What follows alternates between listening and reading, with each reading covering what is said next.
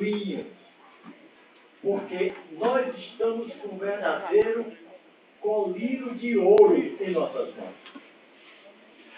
É tanto que eu aproveito a oportunidade aqui, cada vez que eu leio, eu me sinto na necessidade de pedir perdão, pedir desculpa, meu grupo. Desculpa vocês, porque é assim que se faz. A doutrina espírita, ela tem me ensinado a ser assim. Se não for assim, não vai. Porque as outras religiões fazem o que fazem. E nós não estamos para julgar elas, nós estamos para julgar nós. Esse livro me diz o seguinte, diz que a doutrina espírita é o futuro das religiões. Está me entendendo? Aí você já imaginou se é o futuro das religiões, como é que nós podemos fazer com que essas religiões que nos atacam, que nos vê, né, que nos sente para a grande transformação, para a gente ser o colírio deles. Às vezes eu fico me imaginando como é que vai ser essa transição. Porque é um punhado de poucas pessoas, a vaidade impera, o orgulho, a avareza, o ciúme. E aí eu fico comigo, meu Deus do céu, e agora, e agora, e agora? É todo tempo pedindo e orando, rezando, pedindo a Deus para que nos ajude e nos perdoe, porque está lá inserido.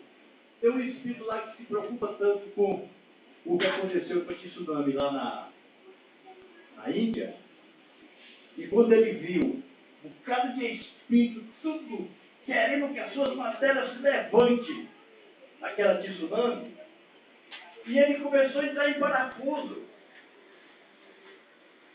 E dizia assim, meu Pai do céu, faz com que todos se levante, e nenhum se levantavam.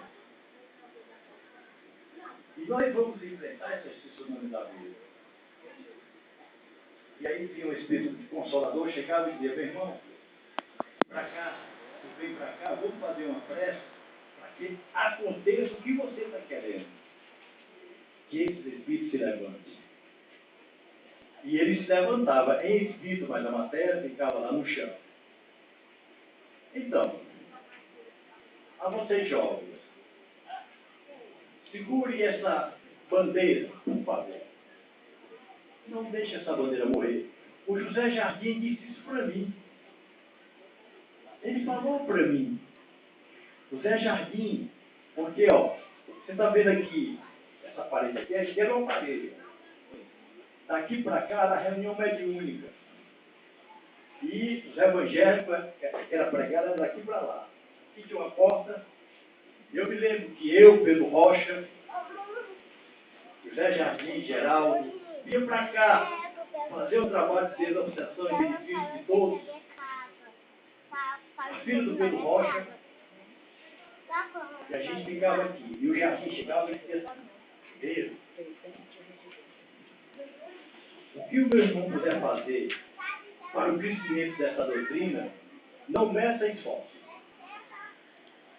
Não é isso, Pedro? Ele sempre confirmava com o Pedro Rocha. E o Pedro Rocha, com o chapéu, ele sempre tirava o chapéu da cabeça e dizia, o que o Jardim disser está dito, Ribeiro. Saibam disso, gente. Isso foi sensacional. E o Pedro Rocha já partiu. E é meu primo, meu parente, porque eu sou Rocha. Uma salva de palmas para o Pedro, por favor. E uma salva de palmas para o José Jardim. Adriana, salva de palmas aí, meu amigo. Você não cadê a salva de palmas, minha amiga? Isso. Saiba que eu te amo, os dois. Pedindo sempre perdão e desculpa porque o destino é assim. Está entendendo, meus amigos? Está entendendo aí, Juscelino?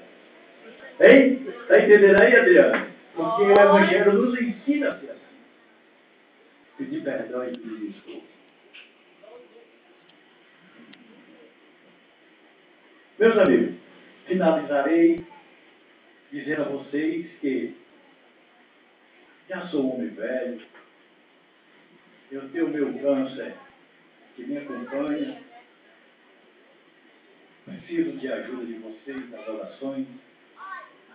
Não sou mais aquele jovem de outrora.